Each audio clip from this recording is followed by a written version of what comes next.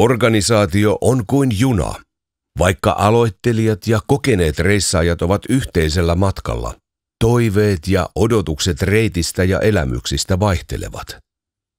Ratkaisukeskeisissä valmennuksissa vahvistetaan ennakoivasti osaamista ja yhteenkuuluvuutta samassa junassa olevien kanssa.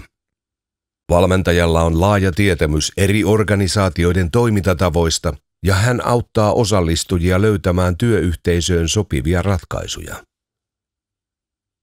Johtoryhmävalmennuksessa vahvistetaan luottamusta, vuorovaikutustaitoja ja päätöksentekokykyä.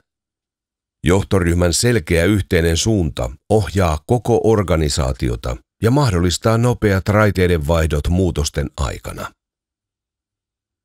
Esihenkilövalmennuksessa kehitetään valmentavaa johtamista ja aktiivista vuoropuhelua työyhteisössä.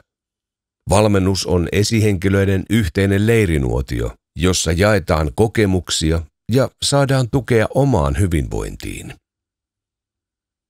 Työyhteisövalmennuksessa keskitytään arvostavaan yhteistyöhön ja yhteisöohjautuvuuteen. On kaikkien etu, että ihmiset voivat hyvin ja onnistuvat työssään. Seuraava pysäkki: inhimillinen työelämä.